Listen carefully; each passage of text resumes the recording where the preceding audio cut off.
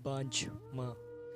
Colwell की आवाज़ सुनकर जैसे ही सुबह सुबह शांतनु ने दरवाज़ा खोला, सामने एक पुराना सा ब्रीफकेस लिए गांव के मास्टर जी और उनकी बीमार पत्नी खड़ी थी। मास्टर जी ने चेहरे के हाव भाव से पता लगा लिया कि उन्हें सामने देखकर शांतनु को जरा से भी खुशी का एहसास नहीं हुआ। जरा जबरदस्ती चेहरे पर मुस्कुराहट लाने की कोशिश करते हुए बोला, अरे सर, आप दोनों बिना कुछ बताए अचानक से चले आए। अंदर आइए। मास्टर साहब ब्रीफकेस उठाए अंदर आते हुए बोले, हाँ बेटा, अचानक से ही आना पड़ा। मास्टरनी साहब बीमार हैं। पिछले कुछ दिनों से तेज फीवर उतर ही नहीं रहा, काफ़ी कमज़ोर भी हो गई हैं। गांव के डॉक्टर ने एम्स दिल्ली में अविलंब दिखाने की सलाह दी। अगर तुम आज ऑफिस से छुट्टी लेकर जरा वहाँ नंबर लगाने में मदद कर सको तो। नहीं नहीं, छुट्टी तो ऑफिस से मिलना असंभव सा है, बात काटते हुए शांतनु ने कहा। हालांकि अगले सप्ताह शांतनु के ससुराल से सास, ससुर और साली आने वाले थे, तो अभी से एक सप्ताह की छुट्टी के लिए सारी तैयारी हो चुकी थी। थोड़ी देर में प्रिया ने भी अनमने ढंग से 2 कप चाय और कुछ बिस्कुट उन दोनों बुजुर्गों के सामने टेबल पर रख दिए। सान्या सोकर उठी तो मास्टर जी और उनकी पत्नी को देखकर खूब खुश हुई। दादू दादी बोलकर उनसे लिपट गई। दरअसल 6 महीने पहले जब शांतनु एक सप्ताह के लिए गांव गया था, तो सान्या ज़्यादातर मास्टर जी के घर पर ही खेलती थी। मास्टर जी ने संतान थे और उनका छोटा सा घर शांतनु के गांव के बिल्कुल सटा था। बूढ़े मास्टर साहब खूब सान्या के साथ खेलते और मास्टरनी साहिबा बूढ़ी होने के बावजूद दिन भर कुछ न कुछ बनाकर सान्या को खिलाती रहती थी। बच्चे के साथ वो दोनों भी बच्चे बन गए थे। गांव से दिल्ली वापस लौटते वक्त सान्या खूब रोई। उनके अपने दादा दादी तो नहीं थे।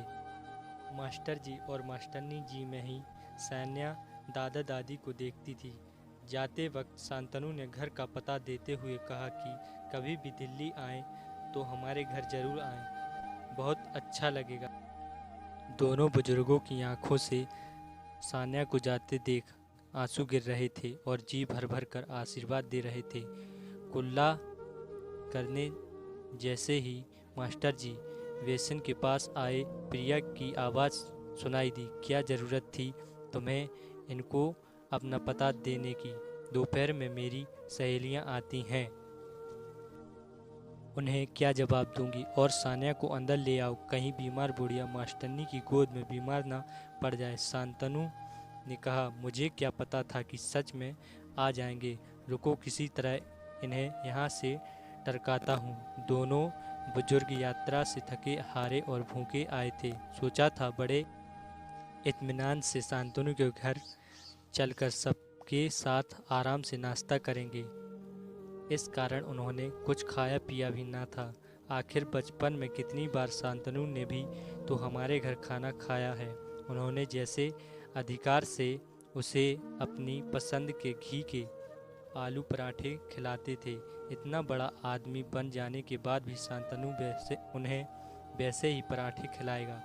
सान्या मम्मी की तेज़ आवाज़ सुनकर डरते हुए सान्या अंदर कमरे में चली गई। थोड़ी देर बाद जैसे ही शांतनु हॉल में उनसे मिलने आया तो देखा चाय बिस्कुट वैसे ही पड़े हैं और वो दोनों जा चुके हैं। सान्या की पसंद के अपने हाथों से मास्टरनी जी ने नमकीन बनाकर गांव से लाते आए थे। एक पुराने पॉलीथिन में नमकीन वहीं टेबल पर दोनों बुजुर्ग छोड़ गए थे। पहली बार दिल्ली आए दोनों बुजुर्ग किसी तरह टैक्सी से एम्स पहुंचे और भारी भीड़ के बीच थोड़ा सुस्ताने एक जगह ज़मीन पर बैठ गए। तभी उनके पास एक काला सा आदमी आया और उनके गांव का नाम बताते हुए पूछा, आप मास्टर जी और मास्टरनी जी हैं ना? मुझे नहीं पहचाना, मैं कल्लू आपने मुझे पढ़ाया है, मास्टर जी को याद आया।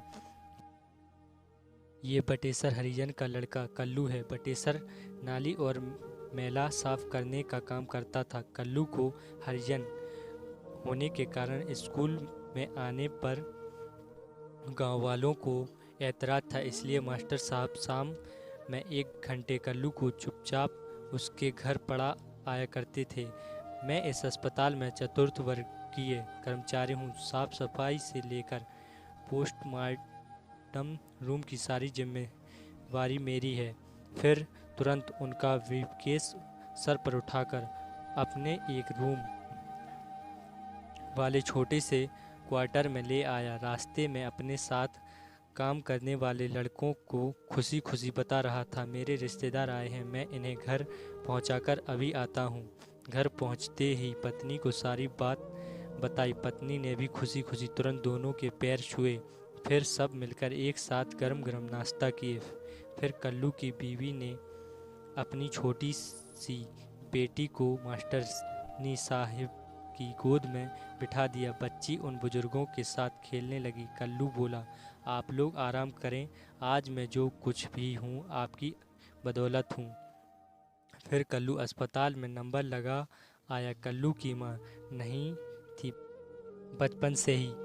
मास्टरनी साहब का नंबर आते ही कल्लू हाथ जोड़कर डॉक्टर से बोला, ज़रा अच्छे से इनका इलाज करना। डॉक्टर साहब, ये मेरी बूढ़ी माई हैं। सुनकर बूढ़ी माँ ने आशीर्वाद की झड़ियाँ लगाते हुए अपने कांपते हाथ कल्लू के सर पर रख दिए। वो बांझ औरत आज सचमुच माँ बन गई थी। उसे आज बेटा मिल गया था और उस बिन माँ के कल्लू को भी माँ मिल गई थी। हेलो दोस्तों, तो कैसी लगी आप सबको ये स्टोरी? अगर स्टोरी अच्छी लगी हो तो प्लीज़ चैनल को सब्सक्राइब करें और वीडियो को लाइक करें। Thank you.